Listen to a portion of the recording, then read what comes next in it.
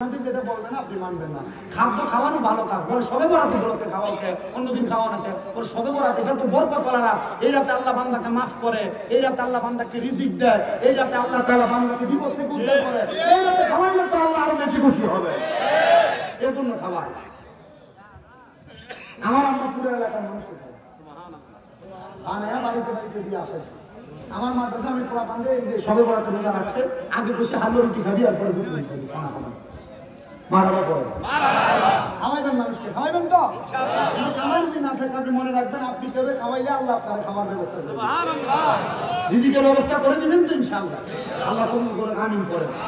আজকে কিন্তু খাবার নাই, আবার মাহফিলের শেষে কিন্তু খাবার নাই। বলে হুজুর আমার জন্য দোয়া করবেন, এটাই খাবার বলেন। আলহামদুলিল্লাহ পরে আর বলেন আলহামদুলিল্লাহ। আমি ধন্যবাদ জানাই এই যে যুবকরা দেখলাম। আমি কিন্তু এর আগে আরো আসছিলাম আপনাদের জামালপুরে, একবার মেলাম ধরে আসছিলাম, এরপরে এই যে শেরপুর আসছিলাম। আজকে এরা যে সম্মান করছে এবং এরা যে আচরণ করছে এমন পাই নাই। প্রত্যেকটা ছেলে ভাই যারা আছে এরা সবাই ভদ্র মানুষ। আমি সামনে প্রশংসা করছি না, এদের আচরণ ভালো ছিল, যখন কথা বলতো কথা ভালো ছিল। কথা বুঝতে পারছেন? দোয়া করবেন এদের জন্য, মনে রাখবেন আল আদাবু খায়রুম মিনাজ যাহাবি ওয়াল ফিদ্দা। আদব স্বর্ণ এবং রূপার চাইতে উত্তম। এরা যে ভদ্রতার পরিচয় দিয়েছে, নাকি জামালপুরের সম্মান না? ত্রিপুরা এই লক্ষ্মীচরের সম্মান না? আমরা লক্ষ্মীচরের ছেলেদের ভালো ইনকামের ব্যবস্থা করে দিই, যেন তারা বেশি বেশি দান সাদাকা করতে পারে। কারণ নবীজি বলছেন আস-সাখিয়ু হাবিবুল্লাহ, দানকারী আল্লাহর বন্ধু। জোরে বলি সুবহানাল্লাহ। এই যে রমজান মাস আসতেছে সামনে, রমজান মাসে পয়সাওয়ালারা মানুষকে যাকাত দেওয়ার নামে বাটপারি করে অনেক জায়গায়। বলে হুজুর কি 20টা লুঙ্গি 20টা কাপড় হয় না মানুষকে দেয় কোন রকম। কিন্তু দেখবেন এরা যদি হিসাব করে যাকাত দিত, সোনার বাংলাদেশে যে পরিমাণ টাকাওয়ালা পয়সাওয়ালা আছে, তারা যদি 3 বছর যাকাত দেয়, বাংলাদেশে কোনো গরিব আর ফকির থাকবে না। এরা যাকাত দেয় না, এরা চিটারি করে, বাটপারি করে। তোমার কে বলছো যাকাত লুঙ্গি আর কাপড় দিয়ে দিতা? কাপড় এটা এক ধোয়া দেওয়ার পর এটা পাতলা হয়ে যায়, এটা দিয়ে গরম মশার কাপড়।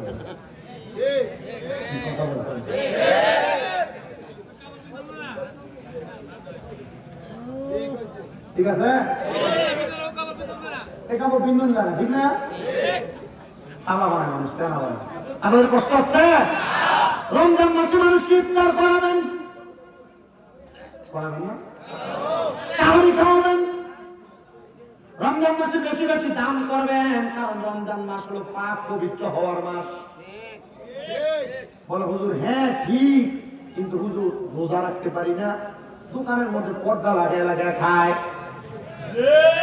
আল্লাহ যে বলে ইয়া আইয়ুহাল্লাযীনা আমানু কুতিবা আলাইকুমুস সিয়াম কামা কুতিবা আলাল্লাযীনা মিন ক্বাবলিকুম লাআল্লাকুম তাত্তাকুন। হে ঈমানদাররা, তোমরা রমজানের রোজা রাখো যেমন তোমাদের পূর্ববর্তীদের দিকে তোমাদের উপর রমজানের রোজা ফরজ করা হয়েছে, যেমন তোমাদের পূর্ববর্তীদের দিকে ফরজ করা হয়েছিল। কারণ এই রোজা তোমাদেরকে তাকওয়াবান বানাবে, খোদাভীতিওয়ালা বানাবে। ধরে বলি সুবহানাল্লাহ। দুটার বয়স হয়ে গেছে, রোজা রাখে না, দোকানে বসে বসে সিগারেট পান চা খায়া পর্দা আলগি দেওয়ার আগে এমন ভাবে রাস্তায় হাতে মনে হয় 3 দিন টানা রোজা। রমজান মাস আসলে গ্যাস্ট্রিক বেড়ে যায়, ডায়াবেটিস বেড়ে যায়, রাখতে পারি না, কিছুক্ষণ পর পর ওষুধ খাওয়া লাগে।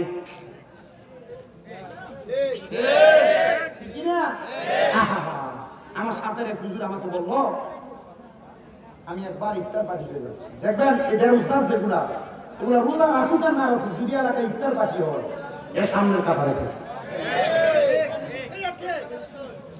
সঠিক না? আমার হুজুর বলে আমি আসরের নামাজ পড়ে ইফতারের দাওয়াতে যাচ্ছি, যাওয়ার সময় দেখলাম এক বুড়া লোক, গাড়ি সাদা, সিগারেট খাচ্ছে, খায় ফালায়া মুখ মুইসা হাইটা চলে যাচ্ছে। ইফতার মাহফিলে যায়, আমি দোয়া করবে কেন, আমার সামনে তাকে দেখে আমি বুড়াকে দেখে আমি কি চিন্তা করলাম, কিরে এই বুড়া আমার সামনে, বুড়া সিগারেট খাইলো, রোজা রাখলো না, বয়স কত হয়ে গেল। হুজুর বলতেছে আমি চিন্তা করে গেছি, যে বুড়া সিগারেট খাইলো রোজার মাসে, এই বুড়ার কই দেখে ইফতারের মাহফিল। হুজুর বলে আচ্ছা এখানে ধরা দরকার। বলে ধরলেন, ইফতার শেষ, শেষ করে যাবে, এই টাইমে রাস্তায় বুড়ার সাথে দেখা। জিজ্ঞাসা করছে, বুড়া তুমি যে ইফতারের আগে দেখলাম ওখানে দাঁড়িয়ে দাঁড়িয়ে সিগারেট খাও, ঠিক আছে? বলে হ্যাঁ। ইফতারে গেলা কিন্তু রোজা নাই, কারণ নবীজি বলছেন যে ব্যক্তি রমজানের রোজা রাখে না এই ব্যক্তি যেন ঈদুল ফিতরের ঈদগার কাছে দিও না আসে। যে ব্যক্তি রোজা রাখে না সে ব্যক্তি যেন ঈদুল ফিতরের ঈদগার মাঠে কাছেও না আসে, না আসে কাছেও না আসে। কিন্তু দেখবেন ঈদের দিনে সুন্দর সুন্দর জামা কাপড় ঈদের রোজারে বেশি, ঠিক কিনা? তো জিজ্ঞাসা করলে, বাবা আপনি যে রোজা রাখেন নাই, আপনি যে ইফতারের সামনে গেলেন, মুরব্বী ও হুজুরকে উত্তর দিয়ে কি জানেন? শুনবেন আপনারা? মুরব্বী বলতেছে, না, আল্লাহ যদি আমার প্রশ্ন করে রমজানের রোজা রাখস নাই, ইফতার খাওয়া একটা বরকতওয়ালা কাজ, রোজার ইফতারটাও করতে পারবি না, তখন আমি আল্লাহ কি বলবো? এজন্য আমি ওই রমজানের রোজা রাখি নাই, কিন্তু ইফতারের বরকত আছে, এই জন্য ইফতার করতে গেছি। চিন্তা করছেন? এটা শয়তান, কিন্তু এটা ইন্টারন্যাশনাল শয়তান। কারণ আল্লাহ তাআলা রমজান মাসে শয়তানকে আবদ্ধ করে ফেলে। এটা জিন শয়তান, কিন্তু মানুষ শয়তান গুলো তো আছে। নাহলে রমজানে মারামারি হইতো না, রমজানে কাটাকাটি হইতো না। রমজান মাসে সোনার বাংলাদেশের ব্যবসায়ীদের একটা স্বভাব হয়ে যায়। কি স্বভাব? দেখবেন এরা বুট, ডাল, চিনি, তেল, খেজুর গুদামজাত করে, ওরা বাজারে এগুলো সংকট দেখায়। সংকট দেখায় এগুলোর দাম বাড়ায় গোডাউন থেকে আইনে এনে বেছে।